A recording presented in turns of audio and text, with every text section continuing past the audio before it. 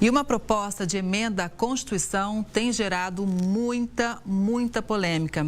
O que está em jogo é o acesso às praias. A PEC pode tornar particulares áreas que hoje pertencem à União. Em 2022, o texto já foi aprovado pela Câmara dos Deputados. O assunto foi resgatado pelo Senado por Flávio Bolsonaro, que é o senador e relator da proposta. Vale lembrar que um recente relatório divulgado pela Unesco revela que 2023 foi o ano mais quente já registrado nos oceanos e que em 3 décadas o nível do mar subiu 9 centímetros. O que pode acontecer se essa proposta for adiante? Quem chega para fazer uma análise da chamada PEC das praias é o Beto Mesquita, que é presidente do Instituto Ciclos de Sustentabilidade e Cidadania. Boa tarde, Beto. Muita gente acha que são terrenos da Marinha, mas não, são terrenos de Marinha. Então, por favor, explica para a gente quais áreas são essas. Olha, a gente perdeu o contato com o Beto, daqui a pouquinho a gente tenta reconectar, porque realmente existe uma confusão sobre esse tema que pode realmente atingir grande parte de terrenos que hoje pertencem ao governo, pertencem ao Brasil. Então, só para já, enquanto a gente tenta reconectar com o Beto, olha, o Beto voltou para a gente, vamos explicar. Então, não é um terreno da Marinha, é terreno de Marinha e tem uma diferença grande, né, Beto? Boa tarde. Boa tarde, Kelly. Boa tarde a todos que estão nos assistindo. Essa é a primeira confusão que é preciso esclarecer.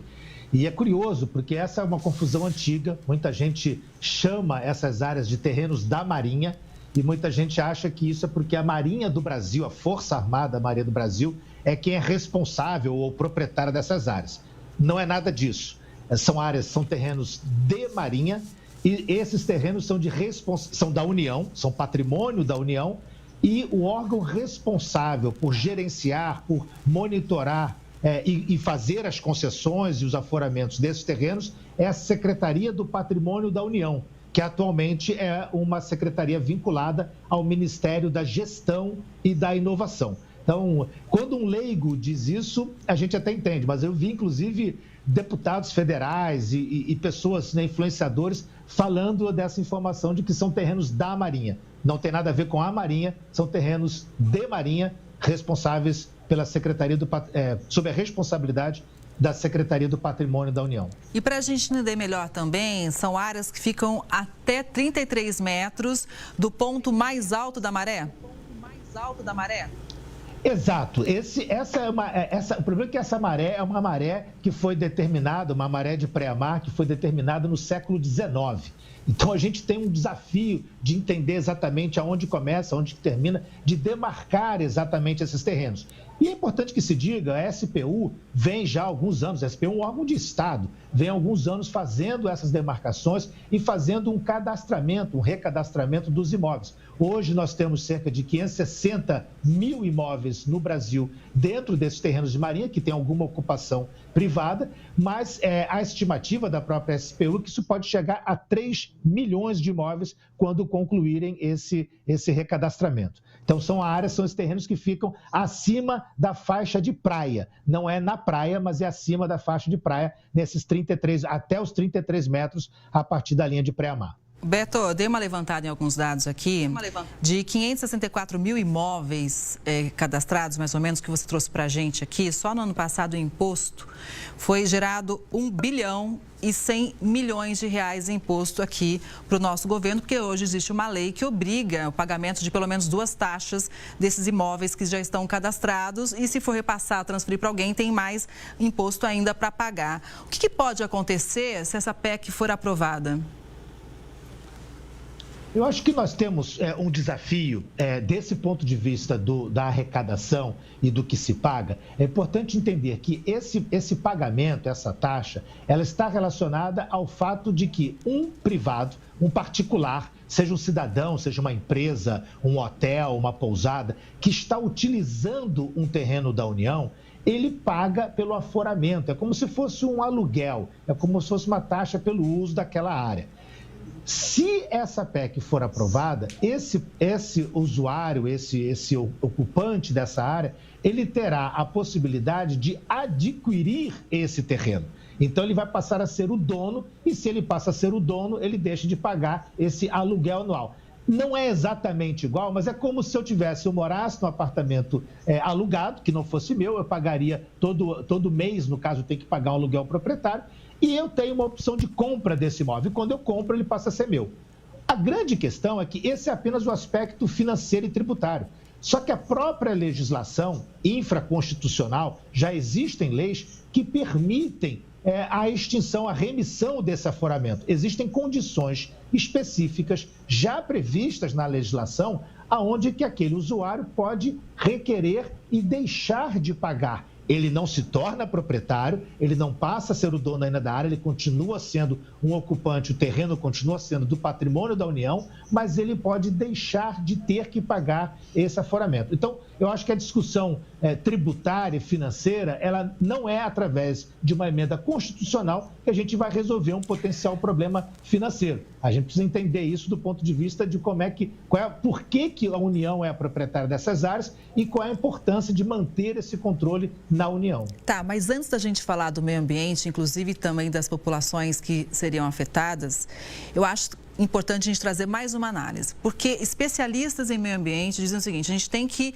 liberar as áreas próximas dos oceanos porque o nível está subindo. Não é verdade? Então, se o nível está subindo, inclusive especialistas em aquecimento global dizem que o nível pode subir, inclusive, até 1 metro no final do século, até o final do século, a gente pode depois ter que retirar essas pessoas, desapropriar e pagar de novo. Então, pode ter aí um duplo pagamento, ou seja, você perde arrecadação, um duplo prejuízo e depois tem que desapropriar e pagar essas pessoas novamente lá no futuro?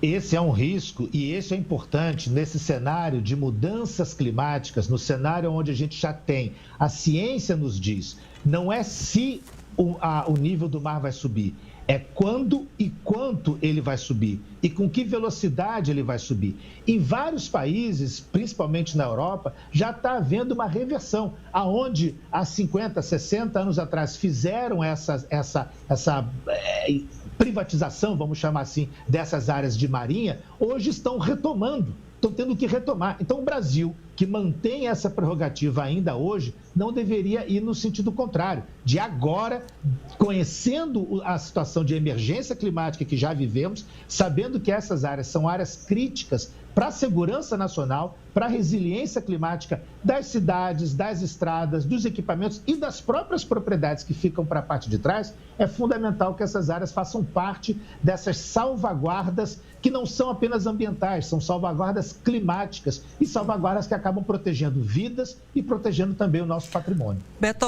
os ministérios de gestão e também do meio ambiente, eles são contra essa PEC e fazem um alerta ambiental muito sério. Falam que, por exemplo, sistemas ambientais seriam afetados, como, por exemplo, os mangues, né? Que poderiam, no caso de uma elevação do nível dos oceanos, segurar um pouco essas águas. Qual que é a sua análise?